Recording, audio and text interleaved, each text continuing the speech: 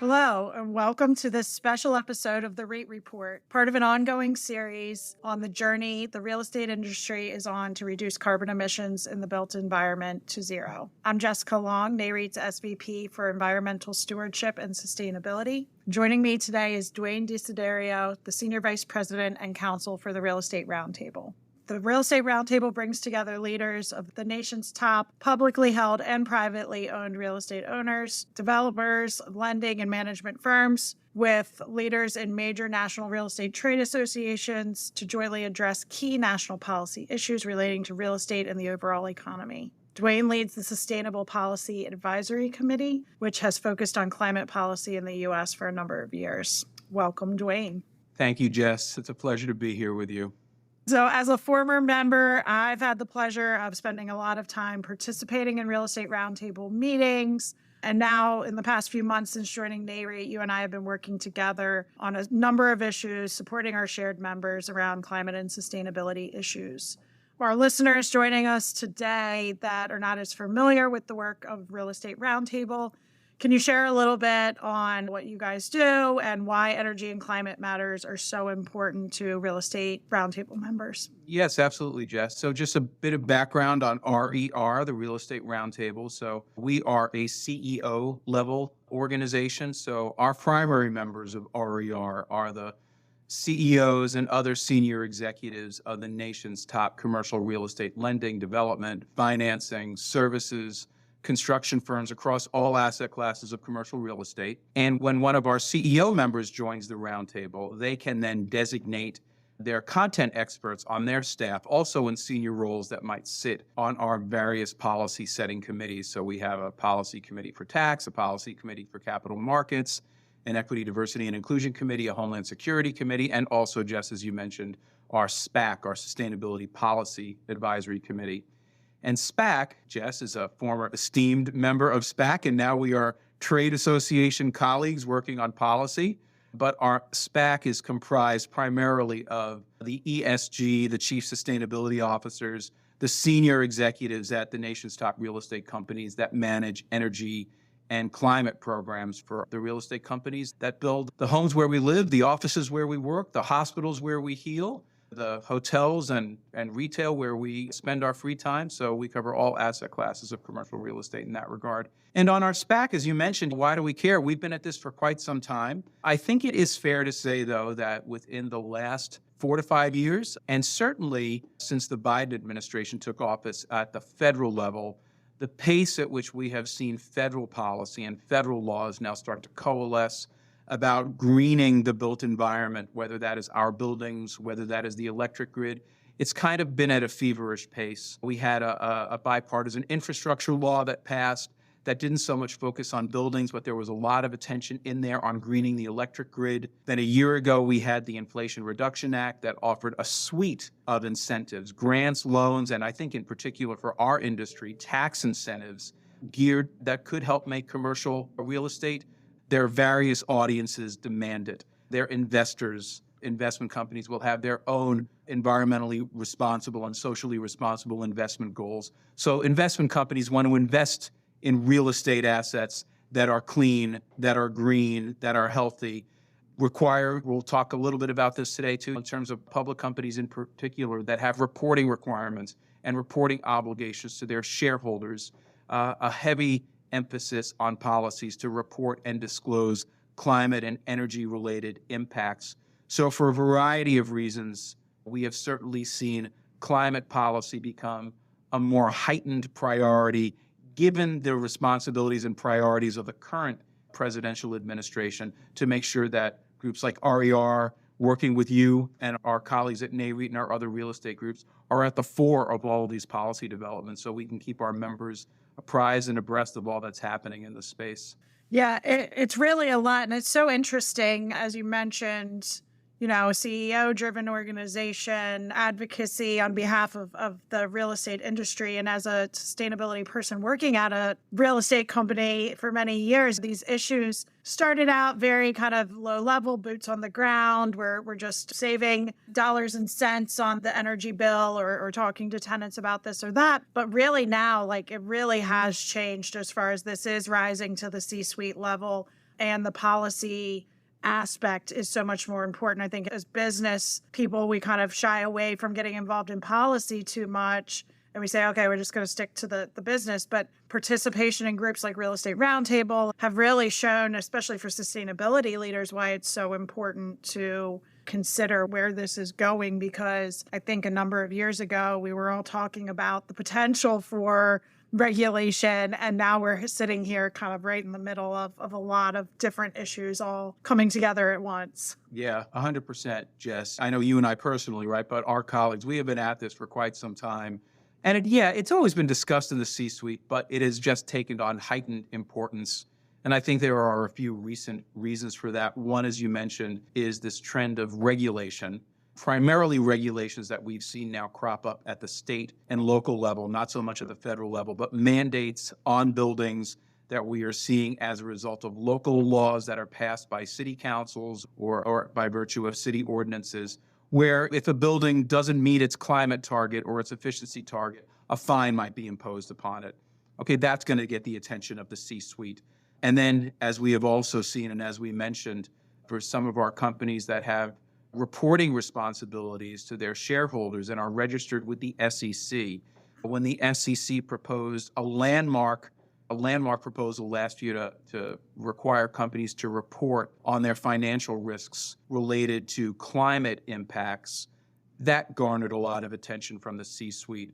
And then, as also we mentioned, the Inflation Reduction Act, nothing grabs the attention more of senior accountants, senior lawyers, and chief executives than a tax incentive and a tax credit. And when the Inflation Reduction Act passed a suite of incentives that were marrying fiscal policy and tax policy with climate policy, that also has garnered the attention of the senior executives in our companies. So it is this confluence that has come together, which all has a huge impact on the incredibly competitive market for capital in the US and globally. It's the bringing together and the emerging of all these trends at the same time that I think have really garnered the attention of the C-suite in real estate, as it didn't even 4 or 5 years ago. I think that's exactly right. And one of the things that I love about what I do and how my career has kind of evolved within the real estate industry, but then also as a sustainability professional in real estate, is that sense of community. While real estate is such a competitive industry and you're always kind of out there looking for the next deal, looking for the next tenant, competing in so many ways, there's also this sense of community as far as speaking from the same kind of, and moving in the same direction, I should say, on these sustainability matters. And I think that really is kind of a testament to why the real estate industry has come so far. And it was an early adopter of sustainability, and a lot of the things that we've been working on is because there was this understanding that we're in this together. The building that I own today, my peer may own next week, and another company may be lending on or insuring on. And we have this stakeholder mindset kind of inherently built into the real estate industry. So I know one of the things you and I have been working closely together, we also bring a lot of the different trade associations as well as all of our members into these discussions. What is the kind of importance around kind of speaking from that unified voice when talking about sustainability issues, especially as it relates to kind of policy and advocacy? Yeah, it's a great question. The importance of trying to sing from the same song sheet, especially in an industry that can be as diverse and varied as ours, right? Across asset types, across geographies, across markets. That's not an easy thing to do, right? To try to get everybody together on the same page for policy. But when we can do it, and when that is achievable, it sends a strong and powerful message to policymakers so that the policymakers are not hearing all of these discordant and sometimes disparate viewpoints from members of our own industry. So Nareit and RER, and as you said, with our other real estate organizations, we coordinate quite frequently so that where we can, and that there are overarching policies that can apply and be used and useful to all of the asset classes of commercial real estate, regardless of market, sends a very strong and powerful message. It was interesting, again, back to the SEC a year ago, which I think really spurred the SEC's proposed rule. Incidentally, we are expecting a final rule from the SEC sometime this fall. We shall see when that comes out. Whenever that does ultimately issue, that is going to create quite a stir. But this is now going back 18 months or so when RER was coordinating with Nareit and other groups to draft our policy and our comment on the proposed rule. It wasn't something that just, of course, impacted the real estate sector. It impacts all economic sectors. And in a number of inter-association conversations that I was part of that cut across industries, it was actually heartening. And frankly, it changed my perspective a little bit. Our industry on a lot of these issues, on climate measurement, on the importance of it, we're a lot more unified than some other industries, not to call any of those out. But I'll give like one example. While we still have a lot that we need to work on, the fact that our industry has a basic reporting, management, and benchmarking tool that all buildings can use, that is offered by the federal government, that is rather well developed at this point, is something that other industries do not have. And here I'm talking about the Environmental Protection Agency's Energy Star Program Portfolio Manager tool. So for those who are members of SPAC and RESC at Nareit, your environmental committee, we are deep into the weeds of what Portfolio Manager is and how long now that has been offered by the EPA. But for the uninitiated, it is basically the TurboTax for energy and climate management. It's a free online tool that the U.S. Environmental Protection Agency has offered now for a number of years that allows building owners across asset classes to measure and manage energy consumption that can lead to the calculation of their emissions, their water consumption, and their waste use, right? This is a tool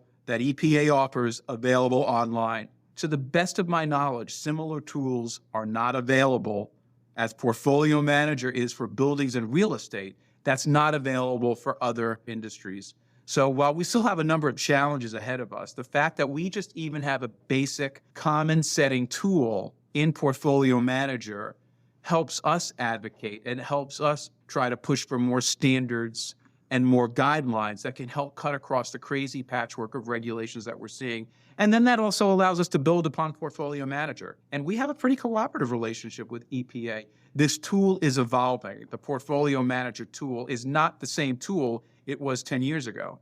But as we're seeing, as we mentioned, all of these state and local building performance standards that are being emerged, and this push for industries and companies, not just in real estate, but certainly in real estate, to strive for net zero emissions, whatever that means, we have been working cooperatively with EPA to move Portfolio Manager in that direction so it evolves to keep pace with these trends. So in that regard, just that we have this common standard tool is helpful for our industry, perhaps in a way that doesn't exist for other industries. They're a little bit more disparate.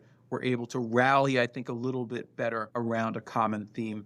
I couldn't agree more. EPA Energy Star Portfolio Manager was an important part of the early part of my journey, getting started in sustainability. It's a free tool offered by the U.S. government.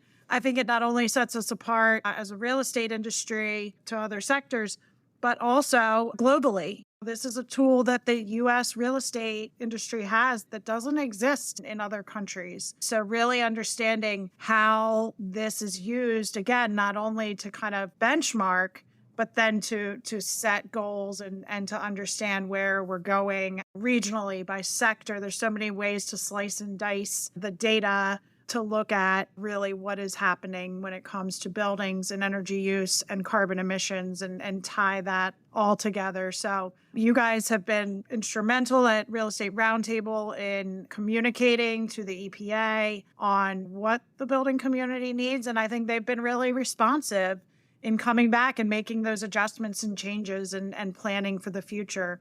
I know that recently the Commercial Buildings Program announced additional enhancements to the program with funds from the IRA. I think are really going to continue to take it to the next level for the U.S. real estate community. Yeah, when Portfolio Manager started, right, it was initially just focused as an energy usage and energy consumption benchmarking and tracking tool. And now with so much of the emphasis at the policy level, as you mentioned, coming from abroad, right, but also domestically at the local level, focused on emissions reduction. One of the major enhancements that we're seeing to Portfolio Manager is the ability now to track and measure and forecast future emissions. So not just simply energy consumption how you might reduce your energy usage over time, but how that can then also then correlate to reducing emissions and calculating emissions over time, because that's where the focus has been at the policy level. So kudos to EPA for doing what they can to now evolve Portfolio Manager to also offer an emissions calculation and tracking and forecasting tool. And a lot of this stuff, right? I mean, it's more art than science. Calculating your emissions depends on what's known as a conversion factor. How do you convert various fuels that you consume in terms of your energy, which the carbon intensity of various fuels needs to be converted to emissions. And you can pull numbers out of the air in terms of what those factors are. EPA has some pretty clear guidelines on how you can customize your emissions factors into this tool. That can be an emissions factor that a local grid operator that can give you. It can be a federal emissions factor that also comes from the EPA, something known as eGrid. But you're able to customize your emissions calculations with this new tool for a variety of different purposes. It might be for the purposes of state and local law compliance. So if you're in a jurisdiction with a building performance standard that has a mandate on your building to reduce carbon emissions, and that state or local law has ensconced in it, as some do, a carbon emissions factor, you can take that carbon emissions factor, put it in EPA's federal tool, and help get a sense of where you are in compliance with that law. Similarly, if a company might enter into a power purchase agreement with a utility to purchase more clean power for its grid region, and as part of that purchase, the utility or the electricity supplier in that region gives the company a carbon conversion factor for its electricity, you can take that grid-supplied carbon conversion factor and plop that into EPA's tool as well. So it varies. So it has multiple uses and multiple purposes for reporting, for compliance. This is a relatively new offering from EPA, and we're going to continue to work with EPA and our members so they can test drive this, make sure it works. In the same regard, we've spent a lot of time this summer, not simply just focused on federal policy, but rather NGO standards that purport to set international and global standards for carbon emissions or reaching net zero. And an emerging part of these discussions is how does one factor in what are known as renewable energy certificates that might get to the point where a company wants to get to net zero, it wants its buildings portfolio to get to net zero, but it just might be in a downtown urban area and can't deploy renewable or solar panels on site. Its location just might not be conducive to that. So the other options it has really is to go off-site and to purchase clean power off-site. And how do you track that through something known as a REC, a renewable energy certificate? Well, we're heartened from some messaging from EPA that this portfolio manager tool will allow and improve for improved and better tracking of these RECs, renewable energy certificates, so that they're not double counted, so that this off-site emissions are verified by third parties and they're true and actual. It would not just be greenwashing. So to have EPA help provide a tool for our industry to develop standards for tracking verifiable third-party renewable energy certificates, it's the wave of the future, or maybe not the future, but we're on the cusp of it. But these are the tools that we need right now. And to your point, it's like, I think globally, in some circles, maybe the U.S. gets a bum rap for all that the federal government and all the federal policies we do have in place to help our economy decarbonize and to help buildings in particular lower their carbon emissions. To my knowledge, there's not something similar to Portfolio Manager that does all this abroad in Europe or in Asia. I see us at this kind of crucial point in time, and I thinking about a lot of these reporting issues and thinking about carbon accounting and what that really means. And I always try and think about what's the financial equivalent of this, right? What is the FASB standard or the GAAP accounting, right? Like those frameworks and kind of guidance exist for a reason, right? Because the financial markets needed that to be able to operate. And I think we're at this point in time where the carbon market and the carbon accounting is still just maturing to the point where we now recognize that without these guidelines and standards, it's very hard to produce a report that's comparable and decision useful. So it's a really exciting time. And I do think that through the work, the long history of the work that's been done, And the kind of future looking approach is really kind of pinpointing the key things that are going to have the biggest impact. And I do agree that the collaboration across our industry, the collaboration with federal agencies and Energy Star really are kind of moving this in the right direction and quickly for the real estate industry.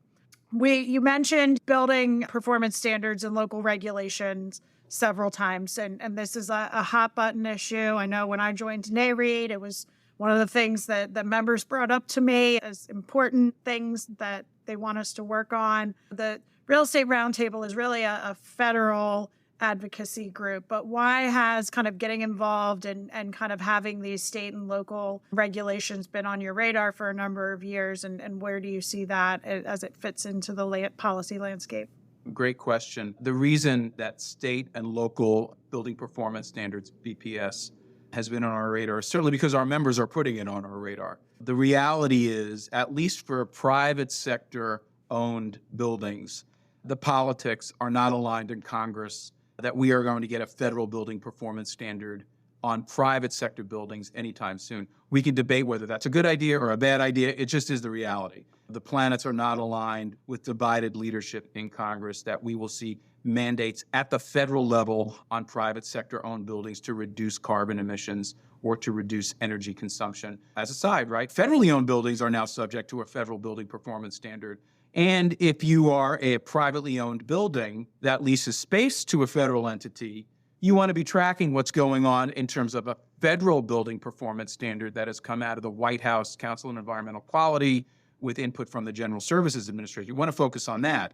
But there's no federal mandate per se on private sector owned buildings, but states and localities are picking up steam here. Not all states and localities. Again, you can't discuss this particular issue without also getting into politics a little bit. So for lack of a better phrase, some of the blue states and blue jurisdictions, right? Some of the cities that have more Democratic leadership as opposed to Republican leadership are looking very seriously into adopting building performance standards, mandates on buildings. It's not just a one-off situation anymore. The White House itself has convened a national building performance standards coalition of these various states and localities that have committed to BIPs on buildings by Earth Day of next year. So because the fact that this is not a one-off situation, the White House is now involved, and we are hearing from our members, how do I make sure if I have a nationwide portfolio, how do I know if what I'm doing in New York is subject to the same rules as in California, which might be subject to the same rules in Boulder, Colorado? We're doing what we can at a federal level, recognizing that there will not be a federal mandate, to work with EPA, the Department of Energy, the administration, to help set at least some federal standards and federal guidelines that states and localities might then adopt to bring some rationality to this space to ease the compliance obligations for our members to just measure and manage their emissions. One of the key points here, for example, you and I have had a number of discussions about this recently. We are anticipating that the federal government will develop and propose for the first time a definition within the coming weeks of what does it mean for a building to be net zero. What does a net zero building mean? So there's no mandate at the federal level to do this. There's no authorization from Congress and the administration would exceed its authority if it told a private sector building it has to be net zero. But this is happening at the state and local level. We've encouraged some guideline to bring some rationality to the space that might cut across the murk. And so we're anticipating that the federal government might, in fact, set a voluntary guideline at the federal level in terms of defining what a net zero building means. So that's about as high a federal policy issue in the climate and energy space that we could get to right now. We'll see if the feds do, in fact, propose such a standard. But if and when they do, that will trigger a public comment period that I know you and I will be coordinating with our shared and respective members, as well as across other real estate groups to, again, the point we were discussing earlier. I think if we are all on a common point in terms of sending a unified industry message on what we think works and what our members believe net zero means for a building across asset classes, we have a much better chance of success in shaping that definition in a way that is useful and meaningful, as opposed to if we're all scurrying about and sending a different message. And I think that real estate owners A lot of our members are not only own buildings here in the US, but own buildings globally and have a lot to contribute to the discussion about what's happening around the world, how these definitions of net zero really kind of are at the crux of what we're trying to do. When somebody says you must disclose your climate related risk, and that risk is what is it going to cost to bring your building up to a low carbon standard? Well, how can you answer that question without knowing what is the standard that you're trying to meet? Right. It's like, it's just so important and so at the center of everything we do. I remember at one point in my career, we were talking about setting targets and we were measuring our year over year reductions. And somebody said to me, well, we can't just reduce forever. At some point, have we met our goal? And it's like, well, energy wise. And really, it's like, yeah, that goal is zero, right? We're getting to zero. We're moving towards zero. But how do you define zero? Right. And I think that's like a question that as we get closer to it, we're going to get more and more information that comes out of groups like Energy Star with the data that's telling us what the median and the 25th percentile and all of these things, but also how those calculations are coming together over time. So I think it's one of these places where it all kind of comes together. We mentioned the local performance standards, and now we're really looking at how this all comes together into business decision useful information, standard reporting, standard measurements, and policy that works to achieve the goal that we're all trying to move towards, which is really kind of mitigating climate change and reducing carbon in the built environment. Right. 100%. Yeah. Well, anything else on your mind that you want to talk about? Well, I think as we're kind of wrapping up here, we have a busy fall ahead of us. Just kind of, I'm looking at my list here of the items that we are anticipating to come down at the federal level before the end of this year is quite daunting. So we'll see again whether all this happens. But we are expecting sometime this fall the SEC to propose its final rule. We are expecting the administration to propose a definition of what net zero building means. We are expecting the IRS and the Treasury Department to propose regulations for how existing building owners might be able to tap into and qualify for the 179D tax deduction for retrofits, a new path that was created by Congress last year. The Science-Based Targets Initiative, SBTI, we're expecting their building sector-specific guidelines to be issued this fall. You and I spent a lot of hours back in January commenting on that proposal. We're also expecting the administration to come out with some guidelines as to how various federal agency loan and loan guarantee programs might be able to assist conversion projects. So a hot topic right now in our industry, how might an underutilized office building convert to a residential building, a multifamily building that clearly has energy and climate implications, right? That's a major retrofit. And such a rehab of such a building can be done in a way that reduces the emissions and the embodied carbon that's in the construction materials, as well as improve the operational emissions in that asset going forward. Well, we understand that there are going to be some guidelines coming from the federal government and how certain loan and loan guarantee programs might assist those projects. So we have a lot to work on over the next couple of months. I'm really glad you're at Nareit. You're a great collaborator and a great partner to think these things through with, and our work is cut out for us, but I'm looking forward to it. I couldn't agree more. I really appreciate learning from you as I enter this trade association and more of the advocacy work. So it's great, and I'm really looking forward to the busy fall and the important work that we'll be doing. So thank you. Thank you for joining us today and for everything you do all year for the industry. Thank you, Jess. If you enjoyed this discussion and are interested in learning more about REIT sustainability, check out nareit.com/sustainability. And we look forward to continuing to bring you insights that help better understand how building owners are working with key stakeholders to address climate risk and decarbonize the built environment. If you enjoyed this episode of REIT Report, you subscribe or leave a review wherever you access your podcasts.